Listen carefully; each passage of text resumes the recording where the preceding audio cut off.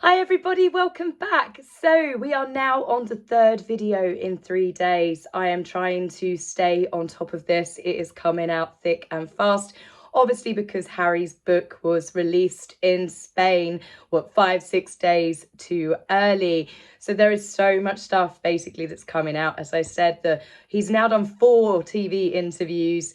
It's honestly just even to see if he can keep his story straight, I suppose, from interview to interview. This is unbelievable, considering the writer of this book, the ghost writer, J.R. Moehringer, he is an award-winning author. It reads in parts like a serial killer origin story crossed between Finding Freedom. Yes, there are certain bits in it that he actually sounds like it's the works of Omid Scobie.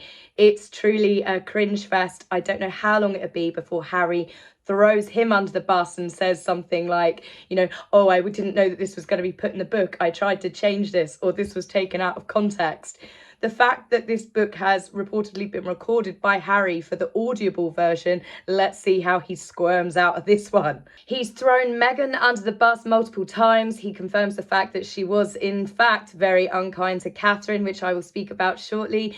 He's also done a massive own goal, as a lot of you picked up in yesterday's video that I did, talking about, that his necklace got broken, bless him, that he was so traumatized by the experience, he rang his therapist quite clearly on speed dial in 2019. Yet when Meghan was suicidal and needed mental health support, Harry had no way of contacting a therapist. Obviously, that number had been deleted. A therapist was only there to help him get over the trauma of his necklace breaking. Photographs have come out about this necklace, which was given to him by Chelsea Davy, yes, his former love of his life. And there is also photographs after the incident of Harry wearing the necklace. It looks like it's just a piece of rope with a little silver pendant on it. So it's absolutely ridiculous. But that seems to be the nature of this book. They are being destroyed across social media, the worldwide media. Harry has caused himself some major issues and basically given himself one of the biggest security threats. And he's done this all by himself. So this book, you are going to have a range of emotions, from seal operas, yes, you heard me correctly, seal operas, to penises. Yes, I am not kidding, so buckle up people and let's get the show started. First up, in something that's not so funny, but again, it just shows the absolute hypocrisy and the stupidity of Harry here. He has done something that it was reported that King Charles said he will be crossing a line that he will never be able to come back from if he attacks Camilla. Oh, Harry's gone for Camilla, all right. Camilla reportedly plotted to take the crown and marry Charles. She was the wicked stepmother. Quite the change from previous interviews we've had with Harry, actually Harry saying that he and William loved her to bits. That people should feel sorry for her. She's had far too much hate, and he and William were so happy at how happy she has made their father. Fast forward to now, this version. Shortly after our private meetings with her, she began to develop her long-term strategy, a campaign directed at marriage and, with time, the crown. Remember, H is the only one in that family that married for true love. Every other woman in that family, Camilla included, plotted and schemed. This is not going to age well when he divorces Meghan, is it?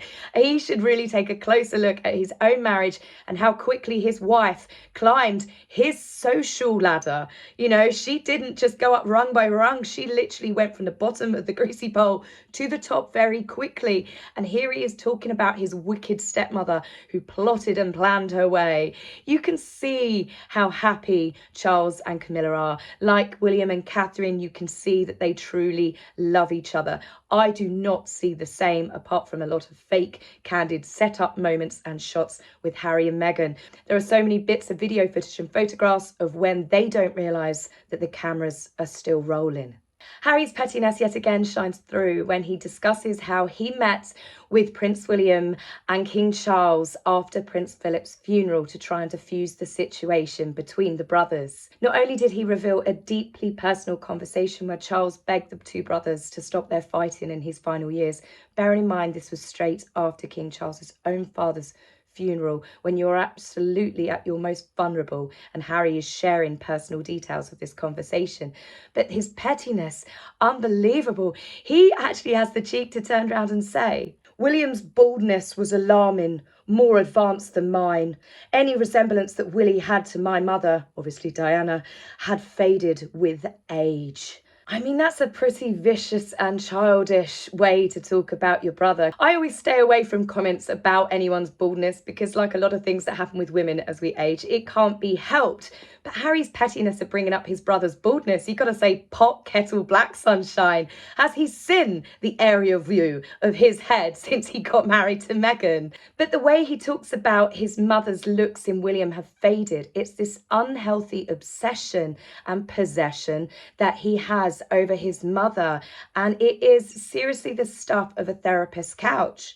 He goes on to reveal that he got a chauffeur. He went to Paris and he got his chauffeur to drive through the same Paris tunnel at the same speeds multiple times that his mother was killed so he could relive the moment. Does this sound like something that's healthy to you?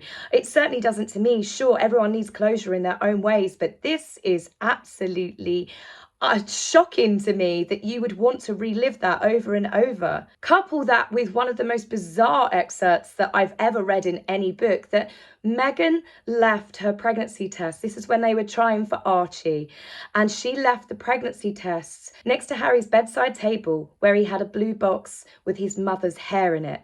I kid you not. Harry reportedly fell asleep in the 3 minutes that it takes to take pregnancy tests. For some reason, despite the fact that clear blue is like 99% accurate, Meghan took multiple tests and left them on his bedside table as he fell asleep. Harry says that she placed them next to the blue box with my mother's hair. Let's see what mummy can do about this situation. And when the tests turned positive, Harry then said, thank you, mummy. I mean, this is Norman Bates stuff. This is really, really unhealthy. I mean, I laugh and joke about it, but this is really not normal or healthy behaviour. Speaking of which, Harry has angered a lot of people, including military veterans and former people that actually served alongside Harry and have actually defended him in the last couple of years. They have told him to shut up and to pipe down. Harry's now actually put a very serious security target on his back. He has now received death threats across Pakistan's Twitter and Afghanistan because Harry brought up the number of men that he killed. He brags that he killed 25 people. It was like taking chess pieces off a board, and refers to it as well in such a way that he says it was trying to remove the baddies so the goodies could win. One, this is a very childish and immature way to talk about war, but also to talk about taking people's lives. This has led to lots of people speak out against it. These are human beings that Harry is bragging about, talking about taking their lives. It's truly disgraceful. It's a risk to national security in the UK as well as America. The fact that the author felt that this was appropriate to keep in the book, including the publishers, letting them include it. Now, earlier I said that Harry has thrown Meghan under the bus by confirming the fact that she's not particularly nice. Well, he has, definitely. They talk about, I say they, obviously the ghostwriter, but Harry discusses how William and Catherine decided to try and diffuse the situation when Harry and Meghan returned from their honeymoon. Obviously, there was a lot of arguments in the build up to the wedding. There was the fight between Catherine and Meghan and who made who cry. Harry seems to confirm that it was, in fact, Meghan that upset Catherine, and it was to do with Princess Charlotte's bridesmaid's dress. How this got through Meghan, I honestly do not know.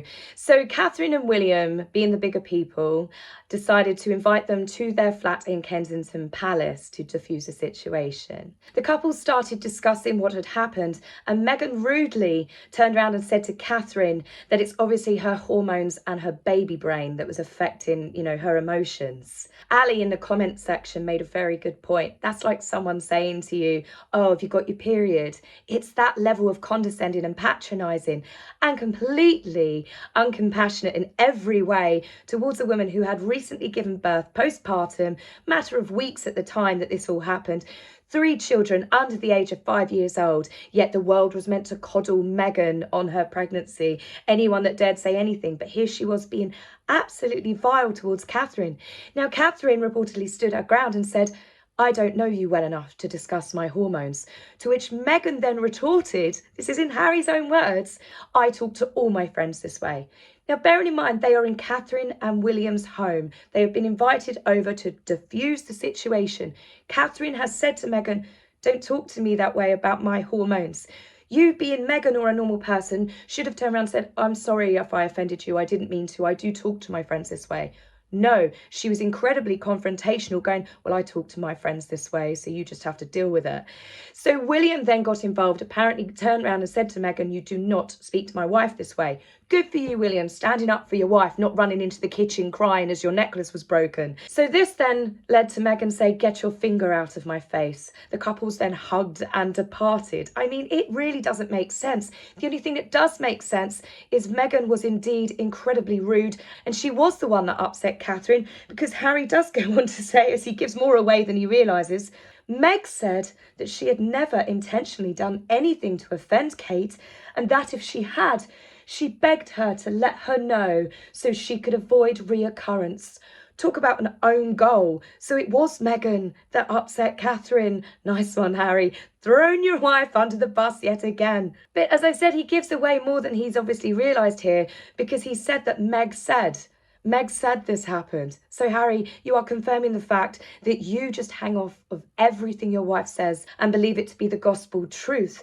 Even in Netflix, we saw Meghan do that curtsy. Harry's face, he was furious, he was angry. Did he stand up to his wife? No, he did not. He smiled and then laughed it off. And you could tell that he was really upset by her behaviour, and you could tell that she was enjoying the fact that he was upset. She gave him that challenging side-eye look. It's clearly obvious that Harry can't think for himself to remember the fact that Catherine was in his life for over a decade before he met Meghan.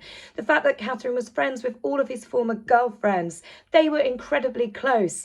But it was only when Meghan came on the scene that Catherine suddenly turned into this monster, and William hated Meghan. He can't see the fact that all of his friends, all of his family, in fact, all of the staff, all of the people that had known Harry's entire life, they just suddenly turned on Meghan because she's biracial.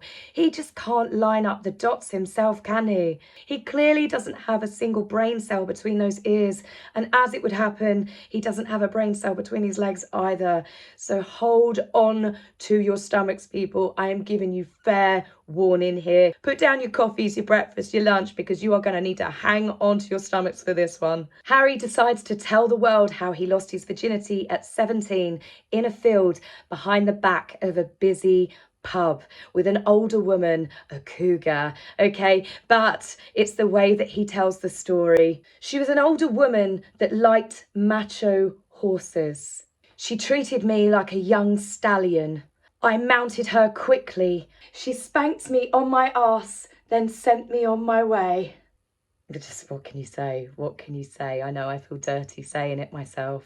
I'd like to point out as well that Harry has dedicated this book to his wife, to his children, and to his mother. And this is the content that we have got going in this book. Harry's still clearly in the worst oversharing that I've ever read in my entire life. Then goes on to talk about his and his brother's penises, certain operations that they had as children. Yes, you can guess on that one if you haven't had the chance to read that for yourself. Harry also goes on to declare that his penis was a matter of public record and indeed some public curiosity. I can assure you, Harry, it wasn't then, and it's still really not now. He also talks about his penis being frostbitten when he was at Catherine and William's wedding. Again, this is not me joking. This is in the book. Now, in more emotional things, again with the oversharing, he's really betrayed his father here. He calls his father the keeper of the cage. Right, this is truly, he really is gunning for his entire family. Recounting the moments that when Charles showed no affection to Harry and didn't even hug him after telling him that his mother had died. Charles struggles with showing his emotions and any sort of affection, forgetting the fact that Charles was very much friends with Diana before she died. She is also the mother of his children. He will always have an eternal love for her for that. The fact that he was married to her, he did love Diana at certain points throughout their marriage, and the fact that Harry has got no moment, no compassion for anyone else, how they deal with their own grief, including his own brother. Harry is coming thick and fast with the cruel, cold father storylines, but the problem is they don't work because we've got years of photographs, video footage and interviews. Harry's own mouth, like I said in yesterday's video. Harry is so detached now from the real world, and it's honestly sad to read some of this. Whilst I've laughed at so many bits that have come out in this book, there's also an element to this where he is not just bitter, he is coming across as unhinged. I do really think that Harry is very mentally unwell at this point. To constantly attack his family in such a way over such petty things as well. The amount of children that are in the world that would do anything to have a single parent in their life, let alone an entire family that loved him. And this is how he is treating them on a public stage, again for a paycheck. Harry refers to his brother as his arch nemesis. Yes, William, the brother that he'll always love, but he's also his arch nemesis. At this point, some of the things I read, I think Prince William needs to get a restraining order on his brother. Harry goes on to explain that he always felt there was a competition between brothers. I think it's always played into the heir and the spare relationship. Harry can't see that being the spare, he had all of the privileges, but he didn't have anywhere near the amount of obligations and responsibilities as Prince William had on his shoulders. Now, the American media are absolutely turning on them at alarming speed, especially Harry. Even Don Lemon, who has massively been a supporter of the couple, had the cheek to call the UK racist. Everyone's racist. Even he said that this is completely gauche. It is classless. It's tasteless. It's absolutely vile to believe that Harry is truly doing this over things that are just verging on truly ridiculous and petty. Harry continues to complain that William was given the better bedroom at Balmoral. Yes, truly, the castle that is Balmoral. Prince William was given the bigger bedroom with the views, whereas his room was smaller and less luxurious. Harry, it's a freaking castle. A castle. Harry's narrative, obviously with the book being called The Spare, is about how he was surplus to requirements, but he goes to a level that I was sitting there with my coffee trying not to snort and choke at the same time. Harry says he was the shadow, the secondary actor, plan B. He was only brought into the world in case something happened to Prince William. With a plotline straight out of My Sister's Keeper, he goes on to say his mission was to be a spare part, a kidney, a blood transfusion, or a bit of bone marrow if William needed it. As I said, it's literally the storyline to My Sister's Keeper. Again, proving that Harry and reality, they are no longer connected. Now, he goes on to say that William and Charles could never travel together, but no one cared who Harry travelled with because the spare could always be replenished. You can hear the venom seeping through the pages as you read it. Charles reportedly said to Diana on the day of Harry's birth, "Wonderful, now I have an heir and spare. My work here is done." Isn't it amazing how Harry, being barely hours old, could remember such a brutal and savage conversation that reduced his mother to little more than an incubator? But he can't remember that he sung his brothers, his fathers, his stepmothers and his sister-in-law's praises for years until his wife came on the scene. Now, I'm really going to lighten the mood here because I was struggling to keep my shit together even as I was writing this story out for you in the kitchen. Honestly, I had to put down my coffee. William and Catherine were in total disbelief when Harry told them that he was actually dating Meghan. And it's not for the reasons that you and I think why they were in disbelief at this woman that Harry was suddenly obsessed with and was ready to marry mid-dates after first meeting. No, Catherine and William were in total disbelief because they were, and I quote with the bunny ears, they were regular, nay, religious watchers of Suits. Yes, Catherine and William were obsessed with Suits. Harry explains that there he was worried that Catherine and William may not be willing to accept Meghan into the family. But in truth, all he had to worry about was Catherine and William hassling Meghan for her autograph. We were told that Catherine and William recoiled when they first met Meghan when she went to go up to them and to hug them. But that's not because she was a stranger, clearly. It's because they were quite so obsessed over Suits that they were fangirling Meghan, that they couldn't believe that Harry had snagged such an A-lister Hollywood starlet. The delusions are real. Now, I'm going to finish the video on an excerpt that came out that I read this morning whilst lying in bed. I laughed so hard that my dogs that sleep in the living room downstairs started howling. This is where I said at the beginning of the video, Harry proves that Meghan is in fact a Disney princess. We've had Rapunzel in the tower. We have had Ariel with her voice stolen. We have had the poor confined Cinderella forced to work in servitude for the rest of the royal family. And now we have every Disney princess that could sing to animals and they could sing back. Harry recalls one of the first signs that he was about to be a father for the first time. When he and Meghan were on holiday in Scotland, they stumbled across singing seals. Yes, sea lions. They stumbled across singing seals whilst boating. Harry remembers Meghan singing to the sea lions and they responded in kind. They were singing to each other a seal opera. And Harry knew in that moment, and I quote, "She really is magic. Even the seals know it." Harry was so enthralled at this magical Disney moment that he jumped into the Scottish seas and started swimming towards the sea lions.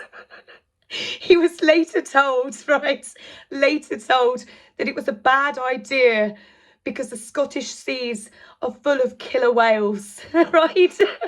Now, firstly, I know there's so many questions going off with this one, but firstly, let's talk about the fact there has only ever been human beings killed by killer whales in captivity. Yes, the human-built fish tanks, that's the only time a killer whale has been confirmed of killing a human.